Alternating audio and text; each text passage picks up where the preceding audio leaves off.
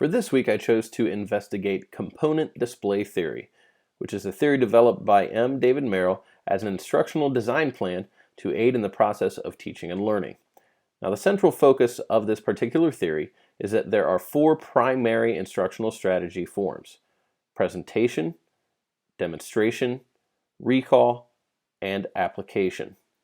Now, for learners to be able to develop and maintain the ability to access this learning for future use, it's crucial to undergo each of those instructional forms. To enhance the efficacy of learning, a set of secondary presentation forms is also included, such as prerequisites, objectives, helps, mnemonics, and feedback. CDT states that instruction is more effective if it contains all of the necessary primary and secondary forms. Thus, a lesson that is high in efficacy would include a time for presentation, demonstration, student recall, application of the newly learned skill, and would give a secondary presentation in the form of feedback or perhaps providing students with a mnemonic to help them remember their learning. Merrill's theory does possess some points of strength, notably the concept of allowing for students to process through content topics from a very guided structure to a more independent platform.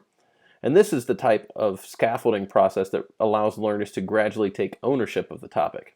It allows the students to develop a sense of possessing their own knowledge without the abrupt and jarring impact that a less structured instructional technique might provide. Also, while CDT may provide for recall of information in an expedient manner, it does call for all other content learning to have students apply their learning in scenarios that are as close to real life as possible. And this allows students to work with content in a situation that's familiar for true application. Rather than just giving learners knowledge that can only be utilized in the classroom, CDT allows learners to hone their learning in an environment which they may encounter in the future. However, it should be noted that there can be some drawbacks to component display theory.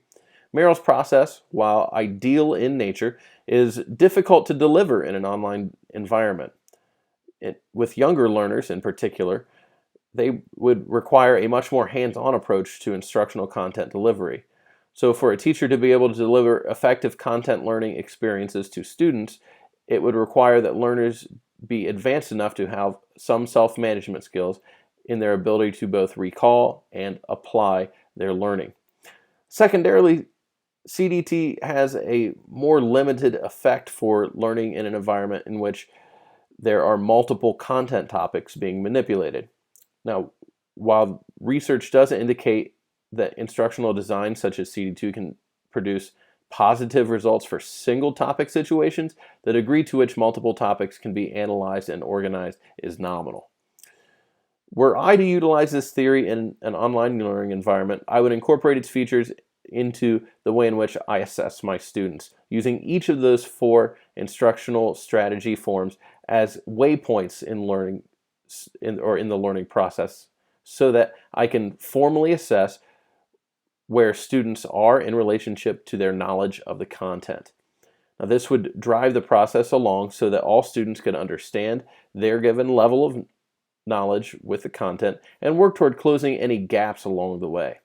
I'd especially want to incorporate feedback as a secondary presentation so that students would have the opportunity to adjust their learning and conceptual understanding as the process continues.